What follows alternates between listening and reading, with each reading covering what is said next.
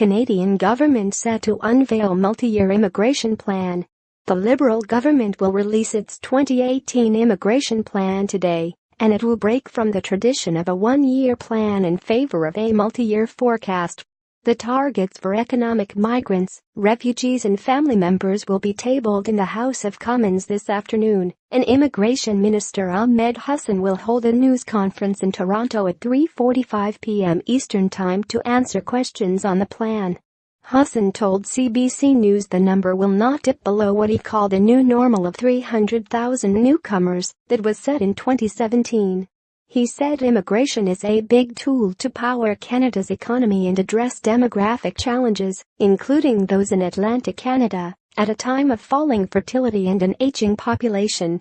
The plan will continue to have a vast majority of immigrants coming in the economic class, because that is where the greatest need is, followed very closely by family class immigrants, and then making sure that we continue to have space in our immigration levels plan for refugees that we resettle from abroad, he told CBC Radio's The House.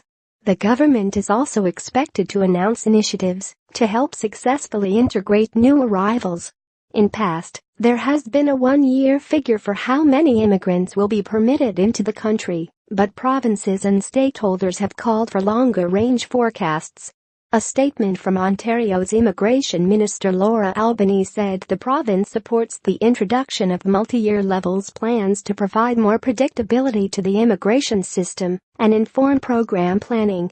Significant variation in year-to-year immigration levels can dramatically impact the requirement for provincial year-to-year resources. A longer-term outlook would help in planning for appropriate service levels and use of resources. The statement said Ontario supports growth in immigration levels, particularly in economic immigration categories to support the growing economy. Our diversity is a strength in Ontario, and skilled immigrant talent helps fill labor market demands, drive innovation and boost the economy, the statement reads. Ontario expects immigration to be its main source of future labor force growth in the next 25 years, particularly for the working population, it went on.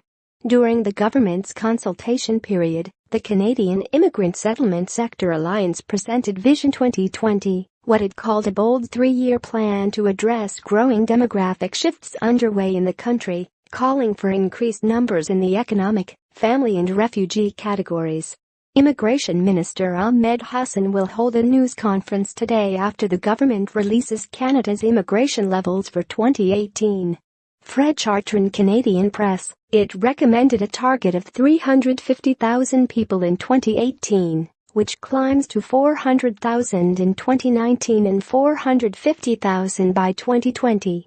Nothing will impact this country, whether it is the national economy, our public institutions, or rural and urban centers, more than immigration will over the next few years, the organization wrote in its submission.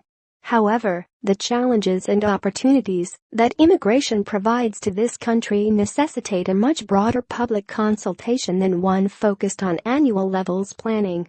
We strongly believe that we should be moving beyond annual level plans to multi-year immigration level plans. Chris Friesen, the organization's Director of Settlement Services, said it's time for a white paper, a Royal Commission on Immigration, to develop a comprehensive approach to future immigration. Nothing is going to impact this country besides increased automation and technology than immigration will, and this impact will grow in response to declining birth rate, aging population and accelerated retirements, he told CBC News. The federal government's own Advisory Council on Economic Growth recommended upping levels to reach 450,000 newcomers annually by 2021.